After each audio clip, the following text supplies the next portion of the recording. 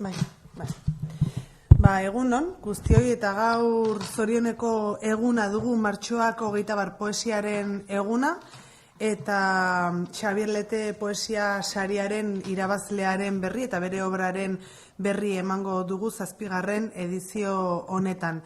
Nerekin irabazlea Iker Aranberri, Lourdes Otaegi, epaimahaieko kidea, eta Lander Majuelo, editorial Pamielako kidea. Beraiek sakonduko dute pixkat sariaren kalitatean eta nagusiki zergatik izan den Iker eta ez beste inor irabazlea 7. edizio honetan. Esan baita ere, aipatu ekainak 3 arratsaldeko 6 ospatuko dugula ekitalde bat, jendea hurbildu ahal izateko eta modu kolektiboan ere ospatu ahal izateko Xabier Lete sariaren obraren irabazle den Iker Aranberriren talentua eta obraren nondik norainokoak.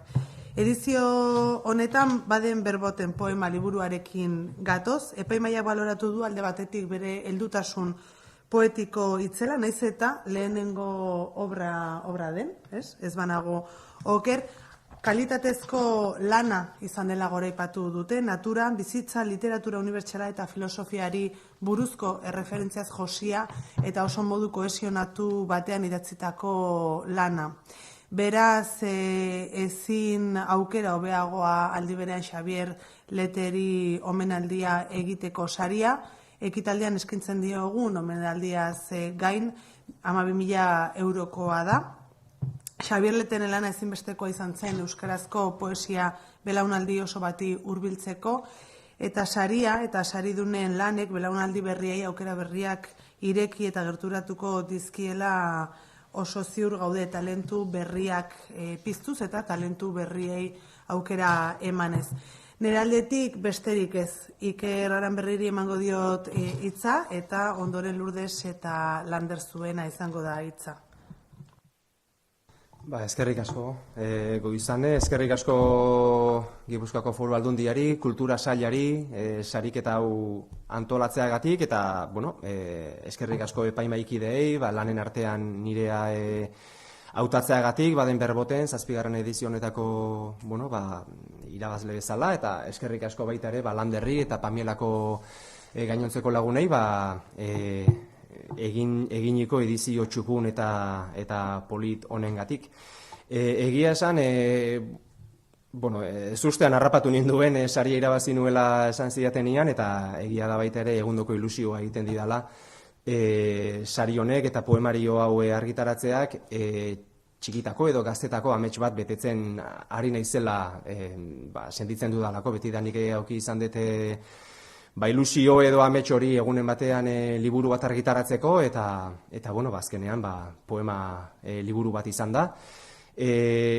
Aparteko ilusioa egiten dit baita ere, eta pozez betetzen hau, Xabier Leteri eskainitako sariketa honetan izatea nire liburua garaile.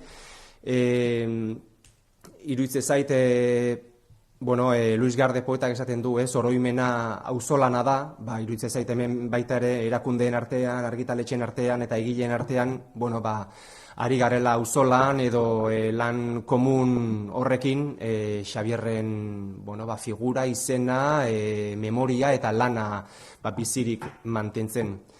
Ez dakit zer esan liburuari buruz, igual ibilbide luzea edo duen idazle bat izango banintz, esango nuke irakurle jakingo zutela nire tonoa edo estiloa edo nolakoa den, baina lehenengo liburua izan da, pare bat zertzela da edo emango ditut. Lehenengo gauza aipatu oso liburu intimoa edo pertsonala dela, ze nire begiek ez beste inoren begiek irakurtzeko eginiko poemarioa delako. Hasiera batean nik neure buruarekin nuen konversazio edo elkarrizketa moduko baten formarekin edo hasi nintzen idazten poemario hau, beste inork irakurriko ez zuen esperantzarekin edo ustearekin, eta orain jende gehiagoren gana iritsiko da liburua, eta hain justu horregatik aukeratu nuen hor 7. orrian edo ez da zenbagarren orrian dagoen irudi hori, 100 aurpegi kamarara begira, ni pixkat horrela sentitzen naiz, ez? Hasiera batean nik bakarrik irakurtzeko poemak zirenak, jende gehiagoren gana iritsiko direlako, eta pixkat idazlea nola sentitzen den azaltzeko erabili dugu irudi hori. Gainera, ni ibartarra izan da, Ibarren ateratako argazkia da, eta apolita iruditu zitzaidan. Eta gaiei buruz aipatu, askotariko gaiak ikutzen dituela liburuak, poesia liburu bat izan da, hor daude Maite Mina, desamodioa, kritika soziala, heriotza bera, baina uste dute badagoela gai komun bat poema guztiak edo gehienak behintzat zeharkatzen dituen, eta hori da nostalgia, ez? Ni oso tipo nostalgikoa naiz, eta askotan narrapatzen den nire burua iraganeko kontuei eta iraganeko gaiei buruz pentsatzen, eta pixkat liburua hortikan atera da, ez? Hausnarketa horretatik, pentsamendu horietatik, eta nostalgiatik eta nostalgiari idatzitako liburu bat dela esango genuke, nostalgiari nolabaiteko gorazarre egiten diot liburu honetan. Rilke poetak aipatzezun baita ere, nola esatezun, nostalgia badela aberria ez edukitzea denboran. Ni liburu honetan horrela ibili naiz, ez? Pixkat atzera begira, hortzaroko garaiak berpizten, gaztaroko garaiak berpizten, eta pixkat islatu nahi izan dudana, bai izenburuarekin baita ere, izan da, gaztaroko nostalgia hori, gazteak garenean, bizitzeko dugun askatasun hori gero denborak aurrera egin ala eta helduak bilakatzen garen neurrian, nola galtzen joaten garen askatasun nahi hori, edo gazteak garenean debekuak edo aginduak askotan provokazio hutsak izaten dira, eta joera izaten dugu gazteak garenean behintzat debeku hoiei eta agindu hoiei aurre egiteko, baina gero helduak garenean joera gehiago dago arau hoiei eta agindu hoiei kaso egitea, eta pixkate pauso edo iragaite hortan galtzen joaten garenari idatzitako liburu bat da.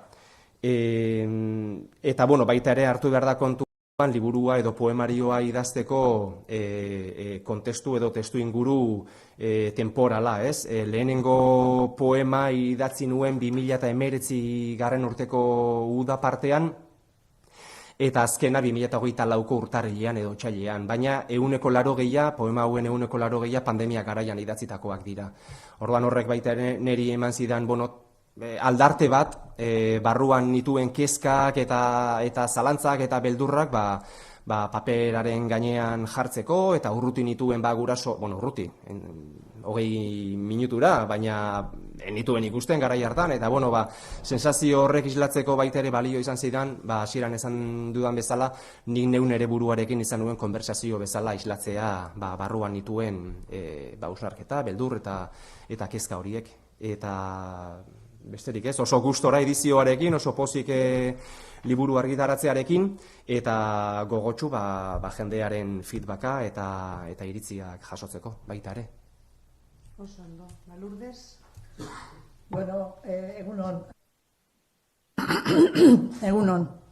Egia esan zaila da, egileak liburuaren barruan dauden gaiak, ikuspuntuak eta motiboak islatuta gero, horren aurretik edo ez jakinean irakurri genueno, zeren gu manuskrituak irakurtzen ditugu, eta epaimaiak beti zalantza handi batekin nork nola zein ikuspuntutatik idatzi dituen hitzoik asmatu beharrez suertatzen da. Esperientziak asko laguntzen du horretan, baina zalantza hori sendatzen dugu elkarrekin egiten ditugun bileratan.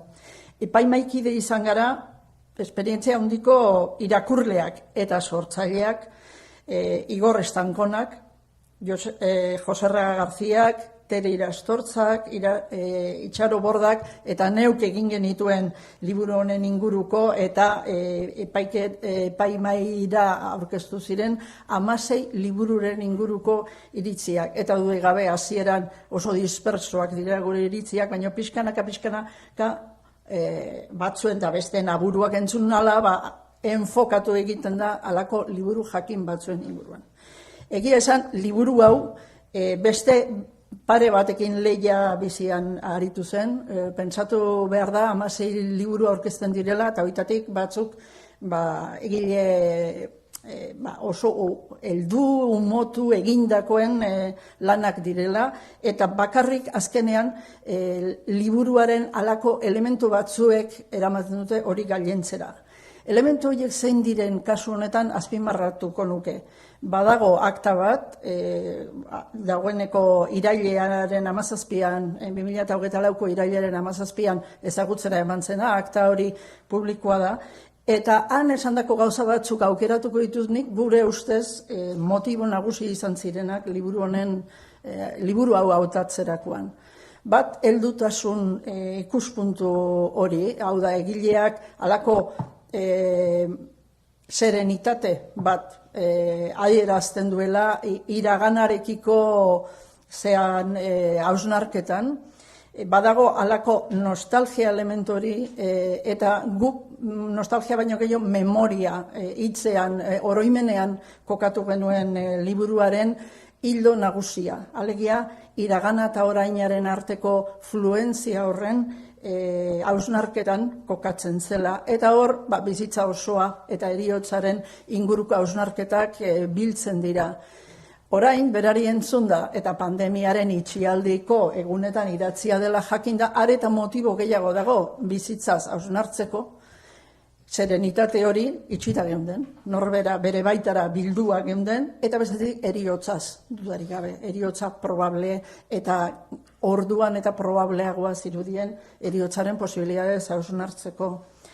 Fluentzia hitza erabili dut, zeren nire ustez berak azpimarratu du Baden-Werboten dalako espresio horretan dagoen debekatuta dago bainatzea. Espresio horrek zer daukan bere baitan. Batetik, debekuak daukan gaztearentzako kitzikapen hori, ez da? Motivazio hori ematen dio, aurka jartzeko eta berea ateratzen alegintzeko, eta badago, dudarik gabe, Euskal Herriko historiari begirako hausnarketa bat liburuan zehar hausnatzen dena. Hau da, utopia, paraiso amestuen, eta hoien ezinaren da hoien inguruko hausnarketa bat. Dudarik gabe, hori ere hildoetako bada. Baina nagusienetako bat iruditu zitzaigun liburuan dauden erreferente filosofiko, historiko, literarioen artean, aipagarria zela Pantarrei. Heraklitoren espresioa denak fluitzen du, errekak bezala ura badator da ura badoa, eta ez da ezer geldirik egoten, ezinezkoa da ibai berean berriro bainatzea, ez da Heraklitoren espresio hori, hau da, denboraren fluentzia hori, onartzea beste aukerarik ez dago, eta horregatik debekatuta dago berriro ezingo duzu, behin bainatu zinan ibai horretan bainatu. Hortik nostalgia, hortik oroimenaren garrantzia.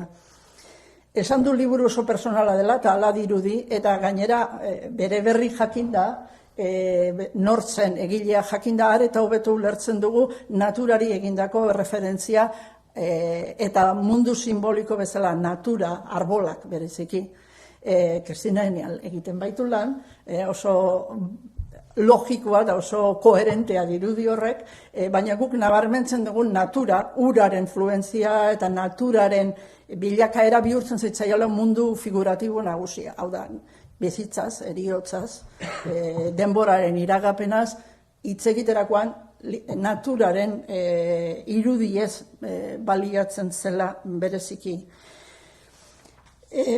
Hortaz aparte, ezer gutxi esan genezake liburu personala izanaik neurri batean gu danok unkitu gaitzaken zerbait esaten duela. Denok pairatu ditugun gurasoen galeraren esperientzia edo horren posibilitateen inguruko hausnarketa mindua edo maitasunaren galerarena edo umeekiko guraso bezala izaten ditugun emozioak.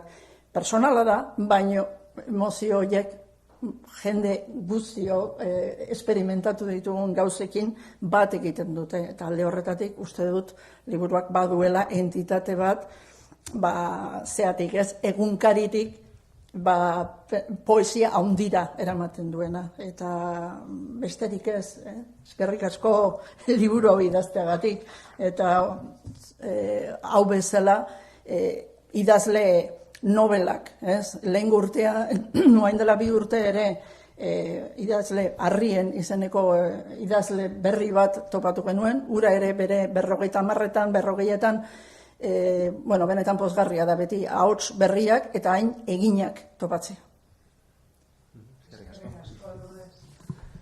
Lander. Eskertzekin hasi behar, eskerrak lehenik eta Gipuzkoako Foru Aldundiari, 7. aldia da Pamielak saria zuekin antolatzen duela, eta gure aldetik eskertza besterik ez dago ikusten delako. Ez bakarrik zelako edizioak lortzen diren, eta zelako oihartzuna eukitzen duen udaberriaren hasieran datorren poesia seriak, baizik eta baita ere zelako autore berriak lortzen dugun lehenengo aldiz argitaratzea. Poeta berriak beti behar dute aterrizaje pista bat, eta uste dut hau nahiko aterrizaje pista egokia dela. Epaimaikidei ere bai, zerrenda ikusita ezinezkoa da gaizki ateratzea sari honen ematea, eta ikusten da, azken urtetako saridunak ikusita, eta urtengo ere bai, sekulako esperientzia dagoela epaimaikideen artean, eta hori asko islatzen dela gero hautatutako lanean. Eta bereziki autoreari, ikerri, ez genuen elkara ezagutzen, hori da gauza ederretako bat, horrelako jendea lehenengo aldiz topatzeko aukera izatea, liburuaren edizioa, maketazioa oso atseginak izan dira, ez da inolako arazurik egon, eta gainera oso gutxi egon da eztabaidatzeko edo altatzeko alde horretatik, benetan eskerrak, plazer bat da horrelako liburuak argitaratzea. Liburuari buruz eta labur-labur, azkar batean etortzen zaizkigu liburu irakurrita daukan sendotasuna, aldi berean izan da autore baten lehenengo lana, ez? Guk nabarmendu nahiko genuke, liburu irakurrita hitz horiek jada entzunak izango bagenitu bezala, ditugula buruan edota oroimenean. Eta zentzu horretan, poeta abilek edo lortzen duela Ikerrek liburu honetan. Ari zaigu hizketan, jada bagenik izkien gauzei buruz, ez genekien tono batetan. Eta hori beti da eskertzekoa, zaila lortzen, baina berari esan nion, beste batean ere, nola lortzen dituen hitz berdinekin hitz berriak sortzea, edota nola lortzen duen galdera berriak plazaratzea, bombardatu gabe irakurlea estilo, estrepitoso batekin edo. Normalean ere esaten da, edo aintzinatik esan da, kontu zibili beharko lukela bere poetak zaintzen ez dituen herria. Nik uste badela babesantzeko bat sari hau, eta gure aldetik espero dugu, Ikerrek segituko duela idazten. Poesia, prosa berak nahi duena, baina sentsazioa da behintzat liburu honekin karretea ez duela agortu, eta oraindik ere ekarriko dizkigula hitz eta liburu ugari, eta zentzu horretan pozgarria eta eskerrak ematea denoi posible egiteagatik, eta bera animatzea segitzeko argitaratzen eta idazten. Ez daki galderarik dagoen estrella. Eskerrik asko guztiei eta zorionak zuri. Eskerrik asko.